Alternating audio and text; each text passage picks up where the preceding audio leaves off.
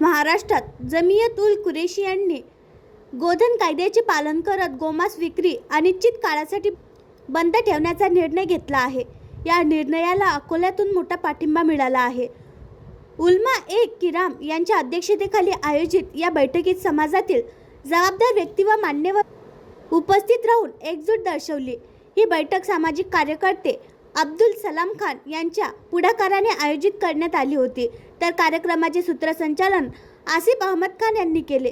कार्यक्रमाची सुरुवात हाफिज अकरम साहेब यांनी कुराण पठणाने केले आणि मुफ्ती इर्शाद साहेब यांनी नात शरीफ सादर केले। या बैठकीचे अध्यक्षस्थान मौलवी बाबासाहेब यांनी भूषवले।